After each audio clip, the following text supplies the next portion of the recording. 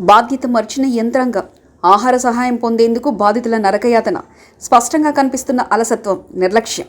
బాధ్యులపై చర్యలు ఉంటాయా? చంద్రబాబు నాయుడు కష్టం బూడిదలో పోసిన పన్నీరేనా? కలెక్టర్ బదిలీ తప్పదా? గతంలో ఎన్నడూ చూడని పెను రాష్ట్ర రాజధానిలో కీలక ప్రాంతంగా ఉన్న విజయవాడ నగరంలోని 2 నియోజకవర్గాలను చుట్టుముట్టింది. కారణం ఏదైనా కావచ్చుగాక వెంటనే ముఖ్యమంత్రి చంద్రబాబు నాయుడు సహాయక చర్యలకు శ్రీకారం చుట్టారు. జిల్లా యంత్రాంగంతో పాటు రాష్ట్రంలోని వివిధ ప్రాంతాల నుంచి వివిధ స్థాయిల అధికారులను సహాయక కార్యక్రమాలను పర్యవేక్షించేందుకు నియమించారు. ఆయన కూడా క్షేత్రస్థాయిలో పర్యటిస్తే యంత్రాంగం మరింత వేగంగా బాధ్యతలు నిర్వహిస్తుందని ఆశించారు. కానీ వరద చుట్టుముట్టిన మొదటి 3 రోజుల్లోనే వరద బాధితులకు ఆహారం పంపిణీయో, బాధితులను సురక్షిత ప్రాంతాలకు పునరావాస కేంద్రాలకు తరలింపులో జిల్లా యంత్రాంగం తీవ్ర నిర్లక్ష్యంగా వ్యవహరించింది. వరద ముంపుకు గురైన ప్రతి ప్రాంతానికి కొంతమంది అధికారులను క్షేత్రస్థాయి సిబ్బందిని నియమిస్తున్నట్లు ముఖ్యమంత్రి ప్రకటించారు. వారి ఫోన్ నెంబర్లు కూడా వివిధ ప్రసార మాధ్యమాల ద్వారా బాధితులకు చేరేందుకు ప్రయత్నం చేశారు. కానీ వీరిలో 10% మంది కూడా బాధితులకు అక్కరకు రాలేదు. వరదలో చిక్కుకొని తమను సురక్షిత ప్రాంతాలకు చేర్చాలంటూ వేలాది మంది బాధితులు ప్రభుత్వం ప్రకటించిన ఫోన్ నెంబర్లకు ఫోన్ చేసినప్పటికీ స్పందించిన అధికారులు అతి తక్కువ మందే. వారు కూడా వేరే నెంబర్లకు ఫోన్ చేయాలని మాత్రమే బాధితులకు సూచించారు.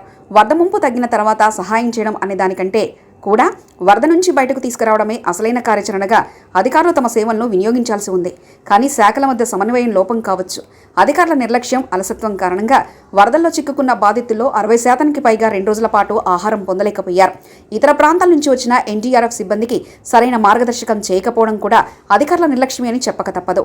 ఎన్డీఆర్ఎఫ్ సిబ్బందిలోనూ కొందరు అక్రమార్కులు వరదలో చిక్కుకున్న బాధితులను సురక్షిత ప్రాంతాలకు తరలించేందుకు డబ్బులు డిమాండ్ చేసిన విషయం కూడా వివిధ ప్రసార మాధ్యమాల ద్వారా బహిర్గతమైంది.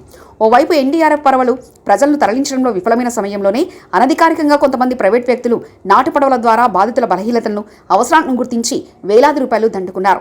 వేలాది మంది పోలీస్ సిబ్బంది ఒకవైపు సహాయక చర్యలు పర్యవేక్షిస్తున్న సమయంలోనే వరద బాధితులను తరలించేందుకు ప్రైవేట్ వ్యక్తులకు చెందిన నాటు పడవలు ఎలా వచ్చాయి? ఈ అంశంపై నగర పోలీస్ కమిషనర్ సమీక్ష చేయాలని ప్రజలు కోరుతున్నారు. అలాగే వరద బాధితులకు ఆహారం అందించడంలో కూడా జిల్లా యంత్రాంగం సరైన వ్యూహం లేకుండా కేవలం ప్రధాన మార్గాల్లో ఉన్న వారికి మాత్రమే ఆహారం అందించింది.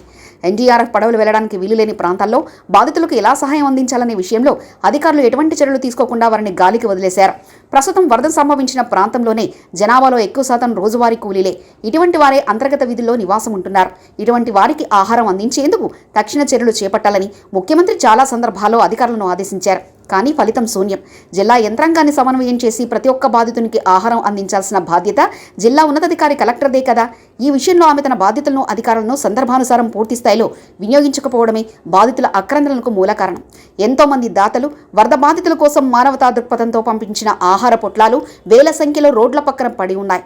అదే సమయంలో లక్షలాది మంది తమ ప్రాణం నిలుపుకోవడం కోసం కాస్తైనా ఆహారమైనా దొరుకుతుందా అని ఆశగా ఎదురు చూసిన దయానీయ పరిస్థితి ఒకవైపు.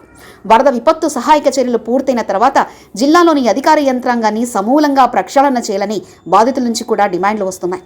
వరద బాధితులకు అందించాల్సిన సహాయాన్ని కూడా ప్రభుత్వంలోని కొందరు అక్రమార్కులు ఆదాయ వనరులుగా మార్చుకోవడం దౌర్భాగ్యకరం. ప్రజలు కట్టే పన్నుల నుంచి జీతాలు తీసుకుంటున్న ప్రభుత్వ ఉద్యోగులకు ప్రజలకు ఆపద ఎదురైన సందర్భంలో ఇటువంటి నిర్లక్ష్యపూరిత వ్యవహార శైలిలో వ్యవహరించిన అధికారులపై కఠిన చర్యలు తీసుకోకపోతే భవిష్యత్తులో కూడా ఇటువంటి అలసత్వమే ప్రభుత్వ ఉద్యోగులలో మనం చూడవచ్చు. ముఖ్యమంత్రి చంద్రబాబు నాయుడు వరద సహాయక చర్యల్లో జరిగిన లోపాలను సమీక్షించి సంబంధిత అధికారులపై కఠిన చర్యలు తీసుకుంటే అధికారుల్లో భయం, బాధ్యత రెండూ పెరుగుతాయి. మరో 3 గంటల్లో బుడమేరు గండ్లు పూడ్చివేత పనులు పూర్తవుతాయని మంత్రి నిమ్మల రామానాయుడు తెలిపారు. గండ్లు పూడ్చివేసి దిగువకు వెళ్తున్న వరదను అడ్డుకుంటామన్నారు. బుడమేరు వరద నుంచి విజయవాడ ప్రజలకు విముక్తి కలిగిస్తామన్నారు. సైన్యం సహాయంతో ఈ పనులు చేపట్టారు. అక్కడే ఉండి మంత్రి పనులను పర్యవేక్షిస్తున్నారు. మరిన్ని కథనాల కోసం సబ్స్క్రైబ్ చేసుకోండి మీ అక్షర శిల్పం.